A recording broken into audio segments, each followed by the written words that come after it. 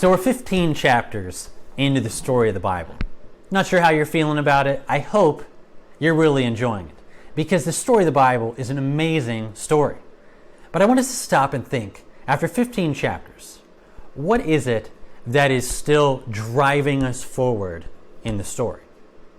What are the things that are pushing us so that we'll keep reading the next page, so we'll keep turning the page?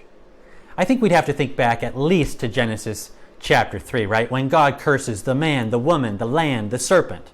But in the midst of those curses, God offers mercy, hope in the midst of judgment. That one day God will raise up an offspring from the woman who will be able to crush the serpent's head, take us back to the way things used to be. Since then, we've been on a search for offspring. That's the way the Bible goes, tracing one line after another, always leading us somewhere. And the Bible has now led us all the way down to a man named Abram.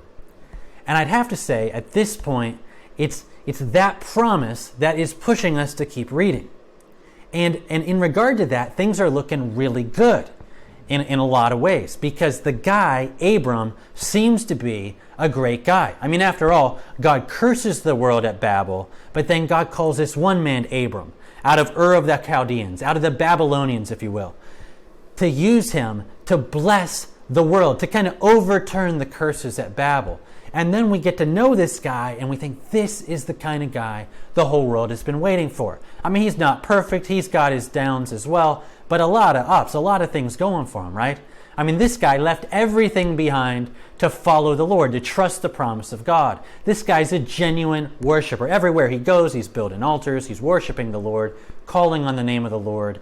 This is a man of true, obedient faith. By the time you get to Genesis chapter 15, God's making covenants with this man, promising Abram to do everything he's promised, that he will never let him down, that his offspring will be innumerable, he'll have land, he'll be a blessing to all the peoples on earth. I mean, this is a really good time in the Bible. On the other hand, we have to be realistic that things don't look very good in one particular way right now. Abram is an old man. He was 75 when he left. Now he's about 85 years old. He's not getting any younger. He has 0 offspring. Sarai, his wife, she's about 75 years old now. She's never been able to have any kids. That's not looking very likely to change anytime soon.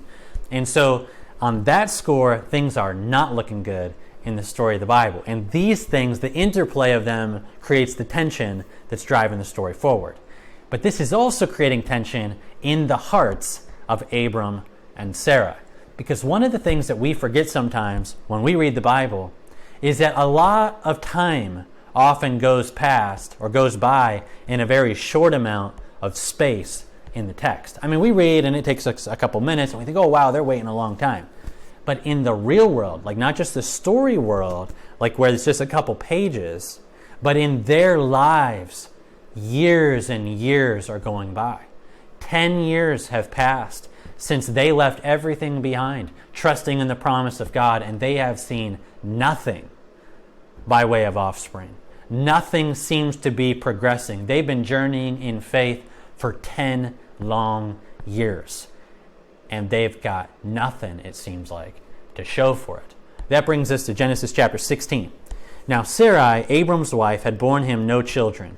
She had a female Egyptian servant, though, whose name was Hagar. Now I want to stop right there. Introduction of this other character. Abram, he's old. Sarai, she's old. They both know they're old. They can't have any children. And now we're introduced to a younger servant girl named Hagar, who is a servant to Sarah. I wonder what's going to happen with her. Verse 2. And Sarai said to Abram, Behold now, the Lord has prevented me from bearing children. So Abram, you go in to my servant. It may be that I will obtain children by her. Now wait a second. What just happened there? This is the classic sad picture of even our heroes trying to help God out in the fulfillment of his promises. Sarai's looking at herself. she's getting old, Abram's old, but that woman right there, my servant, Abram, if you went into her and slept with her, she could have children. And then we could say that's our offspring, everything would be great, right? Because now we'd have the offspring we've been waiting our whole lives for, and God can fulfill his promises through this offspring. I mean, this sounds really, really wise, really, really probable that this could work, but this is a classic example of human beings trying to figure out their own ways to help God out with his promises. Well, I wonder what Abram's going to think of the plan. And I want you to listen what happens with him, but I want you to be listening really carefully because you may hear more than one story in the text I'm about to read. Look at chapter 16, verse 3 at the end. And Abram listened to the voice of Sarai. Did you listen to that? Abram listened to the voice of his wife. Verse 3. So after Abram had lived 10 years in the land of Canaan, Sarai, Abram's wife, took Hagar the Egyptian, her servant, and gave her to Abram, her husband, as a wife. Now, did you hear that? I mean, I hope you heard what I read, but did you hear more than that? That Sarai took Hagar, gave her to Abram, and Abram listened to the voice of his wife. You know what that sounds like? That sounds a lot like, so the woman saw that the fruit was good, she took it, she gave it to her husband who was with her, and he listened to the voice of his wife. Did that turn out very well back in the garden? No. And I don't think this is going to turn out very well either.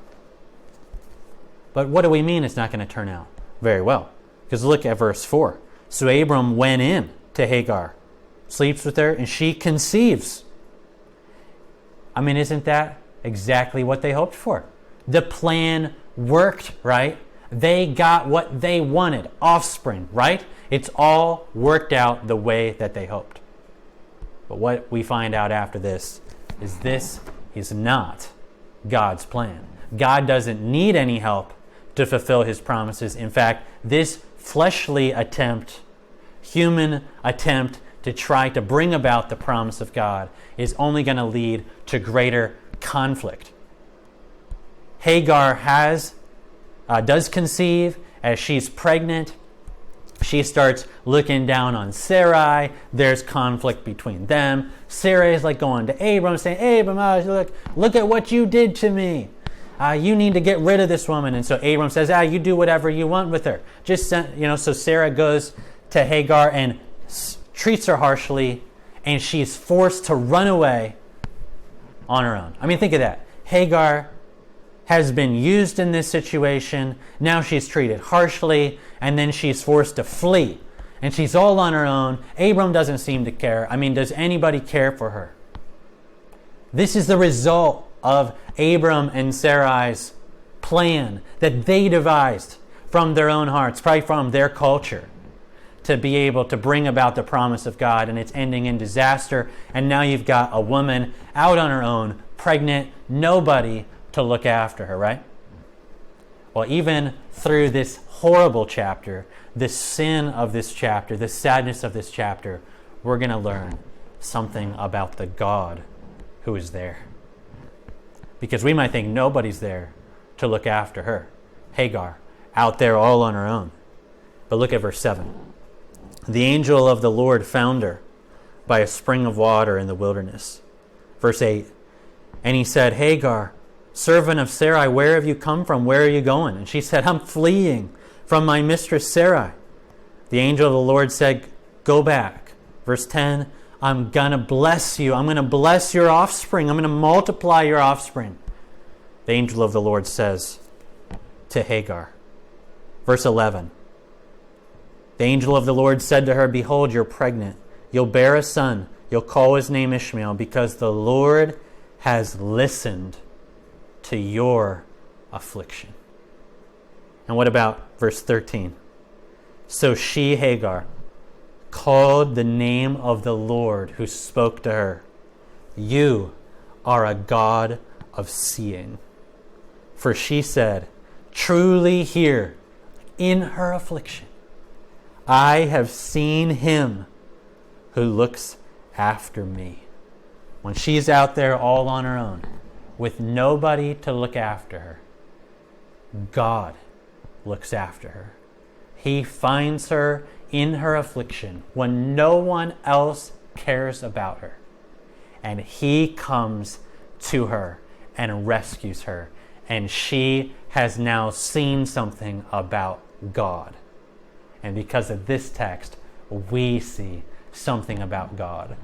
We have a God who sees, who looks after his people that he's made in their affliction, and who comes to them in their deepest need and meets them in that need and looks after them.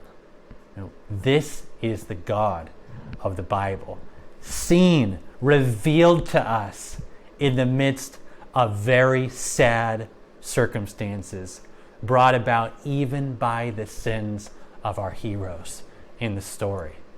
This is an amazing thing from Genesis chapter 16.